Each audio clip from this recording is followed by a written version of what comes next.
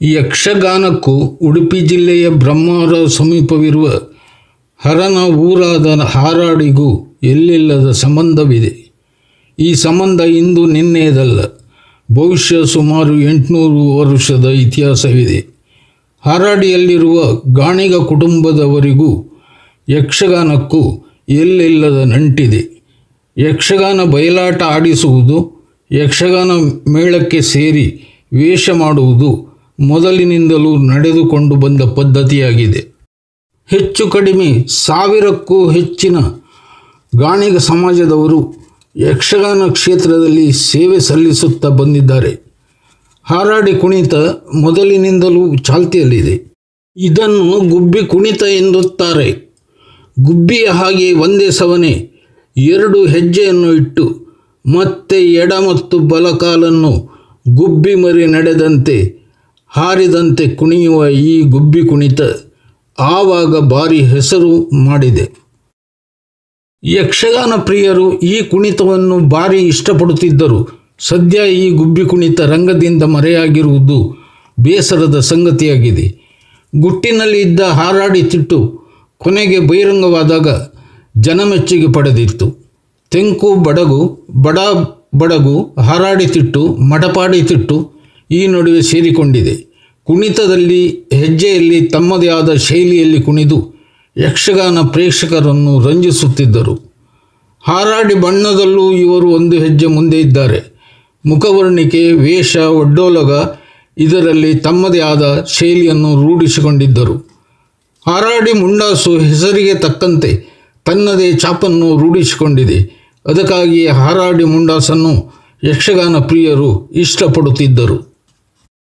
ಹೆಜ್ಜೆ ಗೆಜ್ಜೆಗೆ ಸರಿದೂಗಿ ಕುಣಿತದ ಮಾಯಲೋಕ ಸೃಷ್ಟಿಸುವ ಪರಿಯೋ, ರಂಗ ಪ್ರವೇಶ ಮಾಡುವಾಗ ಕಣ್ಣು ಮುಚ್ಚಿ ಕಣ್ಣು ತೆರೆಯುವುದರೊಳಗೆ ಪ್ರತ್ಯಕ್ಷಗೊಂಡು ಕಣ್ಣು ಕಟ್ಟಿನ ವಿದ್ಯೆಯೋ, ಮಿತವಾಗಿ ಪ್ರಸಂಗಕ್ಕೆ ಹೊಂದಿಕೆಯಾಗುವಷ್ಟು ಲಯಬದ್ಧ ಪ್ರಾಸಬದ್ಧ ಮಾತನಾಡುವ ಚಾಕಚಕ್ಯತೆಯೋ, ಗಟ್ಟಿ ಸ್ವರದಲ್ಲಿ ಇಂಪಾಗಿ ಪದವನ್ನು ಎತ್ತುಗಡೆ ಮಾಡುವ ಸಂಮೋಹಿನಿ ತಂತ್ರವೋ, ರಂಗ ಪ್ರವೇಶ ಮಾಡಿದ ನಂತರ ಪ್ರೇಕ್ಷಕರಿರುವ 3 ಕಡೆಗೂ ಗಂಭೀರ ದೃಷ್ಟಿ ಹರಿಸಿ ಏನೋ ಆತುರ ಕಾತುರಗೊಂಡಂತೆ ಅಭಿನಯಿಸುವ ಮಾಂತ್ರಿಕನ ಮಾಯಾಲೋಕದ ಮಾಯಾಜಾಲವೋ ಯಾರಿಗೆ ಗೊತ್ತು?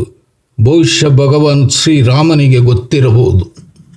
ಈಗಿನ ಯಕ್ಷಗಾನ ನೋಡುವಾಗಲೆಲ್ಲ ಯಕ್ಷಗಾನ ಪ್ರಿಯರಿಗೆ ಮತ್ತೆ ಮತ್ತೆ ಹಾರಾಡಿ ರಾಮಗಾಣಿಗರು ನೆನಪಾಗುತ್ತಾರೆ. ಬ್ರಹ್ಮದೇವ ಯಕ್ಷಗಾನಕ್ಕಾಗಿ ಹಾರಾಡಿ ರಾಮಗಾಣಿಗರನ್ನು ಸೃಷ್ಟಿಸಿರಬಹುದು.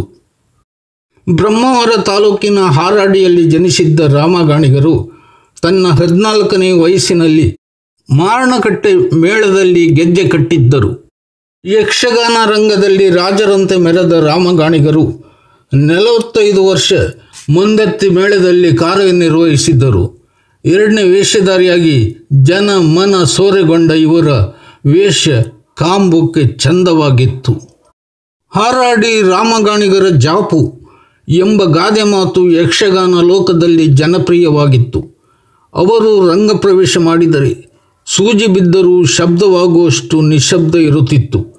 ಅವರ ವೇಷ ನೋಡಲು ಯಕ್ಷಗಾನ ಪ್ರಿಯರು 10-20 ಮೈಲು ನಡೆದು ಬಂದು ಆಟ ನೋಡಿದ ಸಾವಿರಾರು ಉದಾಹರಣೆ ಸಿಗುತ್ತದೆ. ಹಾರಾಡಿ ರಾಮಗಾಣಿಗರು ರಂಗ ಪ್ರವೇಶ ಮಾಡಿದೊಡನೆ ಪ್ರೇಕ್ಷಕರ ದೃಷ್ಟಿ ಹಾರಾಡಿಯವರ ಮೇಲೆ ಕೇಂದ್ರೀಕೃತವಾಗುತ್ತದೆ.